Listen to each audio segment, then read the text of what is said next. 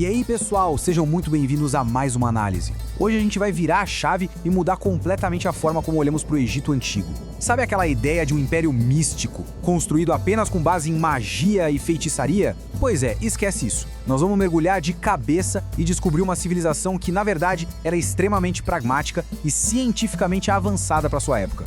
Vamos nessa? Bom, dando uma olhada rápida no nosso roteiro de hoje, a gente vai passar por 5 pontos centrais: a sobrevivência no deserto, a engenharia das pirâmides, a química do coal, a inovação da escrita e, por fim, a biologia da vida eterna. Começando logo pelo nosso ponto número 1, a sobrevivência no deserto, que era o grande macroambiente deles. Quero que você imagine agora aquela clássica visão de cinema, sabe? Dunas de areia gigantescas, aquele vento batendo forte, criando texturas afiadas num deserto imenso.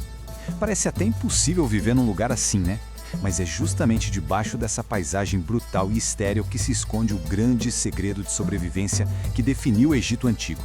A pergunta é, como será que a vida conseguiu florescer ali, bem no meio do Saara hostil? A resposta está na própria natureza, que sempre dá um jeito. Olha que fantástico! Os oásis se formam basicamente porque o vento vai varrendo e desgastando a areia do deserto durante muito tempo, até conseguir atingir os lençóis freáticos lá no fundo. E aí, do nada, surge aquela poça de água cristalina, logo cercada por tamareiras densas, que são palmeiras super resistentes com raízes profundas. Foi exatamente essa sacada geográfica que permitiu que assentamentos inteiros prosperassem nas áreas mais extremas que você puder imaginar. E falando em adaptação extrema, a biologia evolutiva dos animais por lá é de cair o queixo. De um lado a gente tem o feneco, que é aquela raposinha do deserto usando suas orelhas gigantes e semi-translúcidas como se fossem literalmente um ar-condicionado natural para regular o calor do corpo. Do outro lado, a formiga prateada do Saara. Como ela lida com uma areia escaldante de 60 graus? Ela simplesmente corre pela própria vida em velocidades impressionantes. Duas maravilhas absolutas da adaptação. Legal, agora avançando para o nosso ponto número 2, a engenharia das pirâmides e esses verdadeiros monumentos de pedra. Quando a gente para pensar na imensidão das pirâmides de Gizé, que foram construídas há mais de 4.500 anos para serem túmulos grandiosos para os faraós, a ficha cai. O verdadeiro segredo por trás delas não envolvia magia ou tecnologias alienígenas supercomplexas, de jeito nenhum. Foi, na verdade, a prova máxima de uma organização de trabalho absolutamente brilhante, somada ao domínio puro da física básica. Imagina só a cena: milhares de trabalhadores num canteiro de obras gigantesco e todo empoeirado.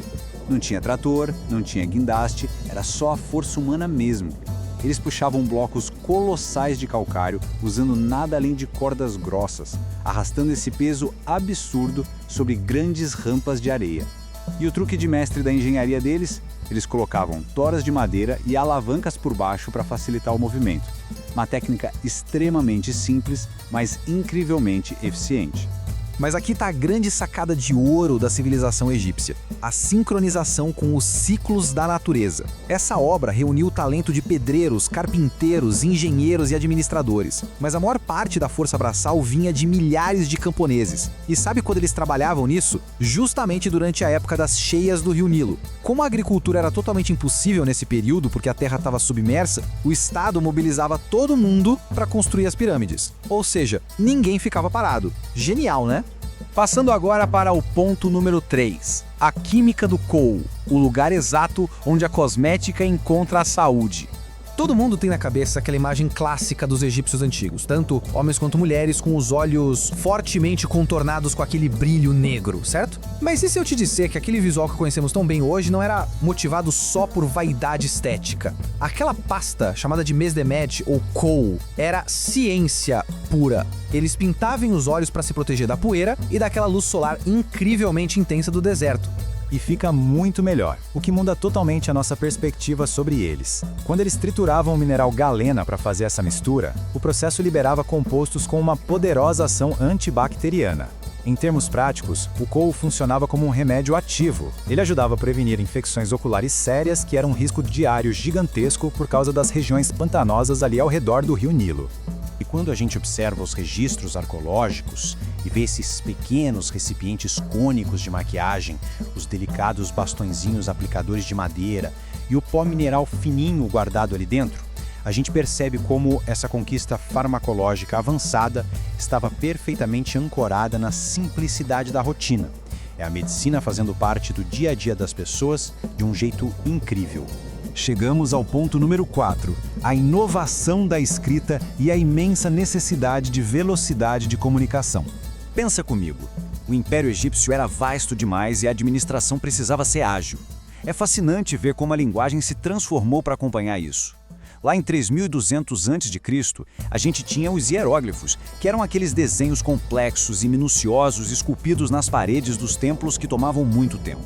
Para acelerar, eles criaram a escrita hierática, uma versão cursiva muito mais ágil, feita com tinta no papiro. E não parou por aí.